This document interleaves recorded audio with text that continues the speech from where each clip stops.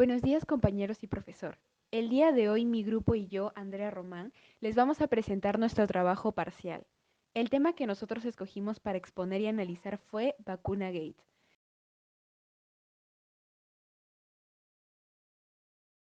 Este término es utilizado en los medios de comunicación para referirse al escándalo por las vacunaciones irregulares de la candidata a vacuna de Sinopharm a un total de 101 funcionarios públicos, entre ellos el expresidente Martín Vizcarra, su esposa, su hermano, las exministras de Salud Pilar Macetti y de Relaciones Exteriores Elizabeth Astete.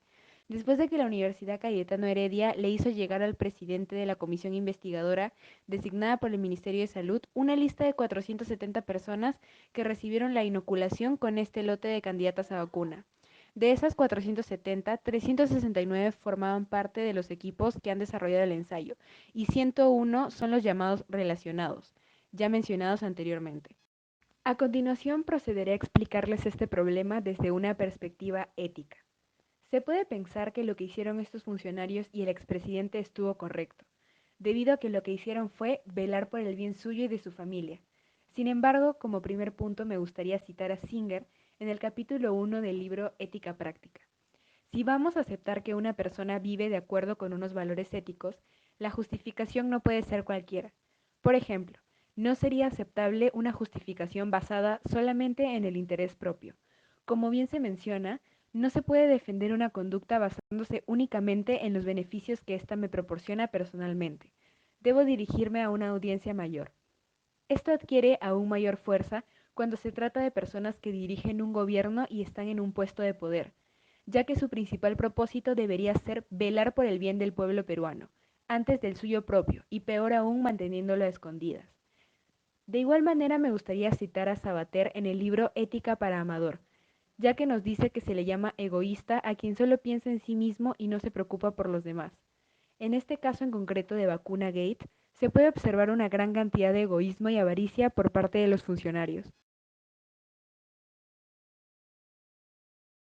Algunos funcionarios públicos y sus cercanos se aprovecharon de su poder para vacunarse antes que su pueblo, ejerciendo así actos de corrupción y abuso de poder. En este caso se presenta un conflicto ético, ya que los implicados tenían cargos de confianza donde juraron velar por los intereses del pueblo, antes que los suyos propios, quitando toda ética de su cargo. Además se nota que no tienen ninguna pizca de conciencia moral, ya que a diferencia de ellos hay personas que sí necesitan la vacuna, como niños o ancianos que son más vulnerables al COVID-19. Y como dijo Luis María Cifuentes, la conciencia moral es algo esencial a todos los seres humanos, ya que sin ella no se podría considerar la posibilidad de que existiese la ética. Sin conciencia moral no tendría sentido tampoco la responsabilidad ética ni la exigencia de dar explicaciones de nuestros actos. Según su criterio, ¿quiénes intervienen en esta situación? ¿Quiénes se benefician y perjudican en esta situación? ¿Y cómo asume cada uno su responsabilidad? Se involucran altos funcionarios públicos como el expresidente de la República, exministros, exviceministros y algunos de sus allegados. A continuación veremos algunos de los funcionarios que negociaron las vacunas y recibieron dosis antes de la compra, como el señor Carlos Castillo, representante del MINSA, o Jorge Arturo Jarama, representante de la Cancillería, y algunos de los que se vacunaron después de que se anunció la compra de las vacunas, como la señora Pilar Macetti, exministra de Salud, o el señor Orestes Cachay, representante de la Universidad Nacional Mayor de San Marcos. Los beneficiados obviamente fueron todas estas personas que consiguieron vacunarse mucho antes de lo debido, y debemos considerar como perjudicados a todo el pueblo peruano que lleva tiempo esperando estas vacunas, sobre todo aquellos que luchan en la primera línea o las personas de más alto riesgo que son quienes más las necesitan. Respecto a cómo asume cada uno su responsabilidad, pues varios de ellos actuaron de formas distintas. La exministra Pilar Macetti optó por aceptarlo y pedir perdón, calificándolo como el peor error de su vida. El expresidente de la República, Martín Vizcarra, decidió excusarse diciendo que él y su esposa habían sido vacunados en calidad de voluntarios. Sin embargo, la Universidad Peruana Cayetano Heredia publicó un comunicado negándolo. Por último, muchos simplemente decidieron abstenerse de dar declaraciones del tema. Miguel Giusti decía, puede haber, decía, una ética sin democracia, es decir, una ética no democrática. pero lo que no puede haber en sentido riguroso es una democracia o algún otro régimen político privado de un sustento ético.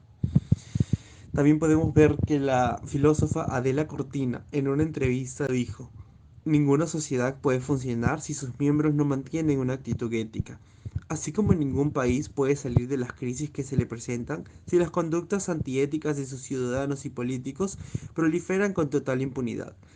Son múltiples, millones los casos en los que la falta de ética ha sido la norma, y en los que las consecuencias son de máximo calibre. Es por eso que la ética no solo sirve, sino es una necesidad vital.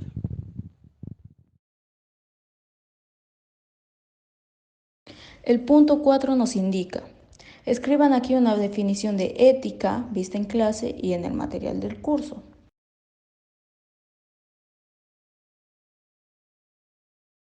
Según lo visto en clase, podemos afirmar que la ética es un constructo social y, citando a Droyd, se trata, por lo tanto, de emitir juicios morales sobre los comportamientos.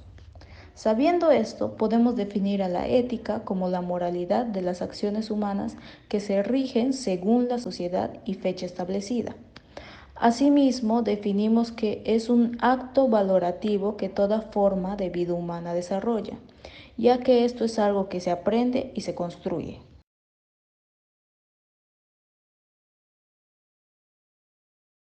El conflicto ético que sucedió fue porque varios altos funcionarios de nuestro gobierno abusaron de un ensayo clínico contra la vacuna del COVID-19, mucho antes que la mayoría de la población.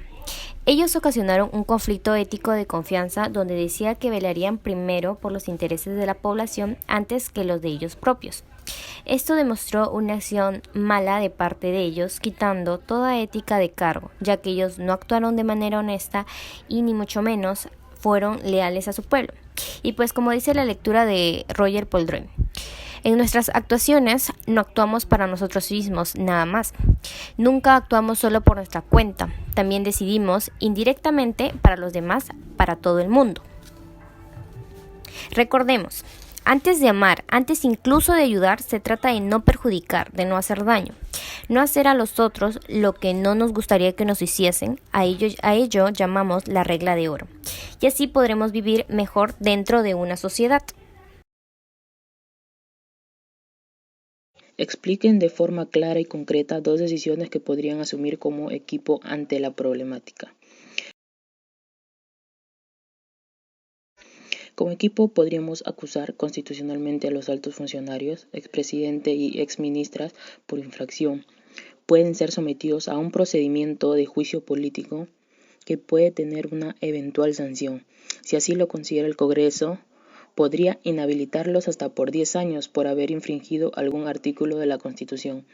También, como expresidente de la República, tampoco habría cumplido con proteger los intereses nacionales, cuyo deber está escrito en el artículo 38 de la Constitución. Por el contrario, habría priorizado sus intereses particulares.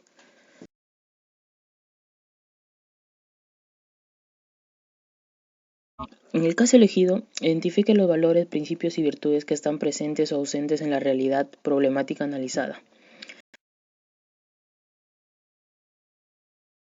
Teniendo en cuenta lo visto en clase, podemos afirmar que los principios es la forma como se espera que actúen las personas ante situaciones específicas. En este caso, los principios que no se cumplieron fueron los siguientes: lealtad. Ellos tenían el deber de velar por el bienestar del pueblo peruano y pusieron su propia seguridad primero. Integridad. Al pensar únicamente en su beneficio personal, en lugar de hacer lo correcto. Valores. Los valores son internos y subjetivos y representan aquello que sentimos con más fuerza y que orienta nuestra conducta. En este caso, los valores que no se cumplieron fueron los siguientes: honestidad. No fueron honestos, pues hicieron todo esto de manera oculta. Ellos debieron dar a conocer estos actos.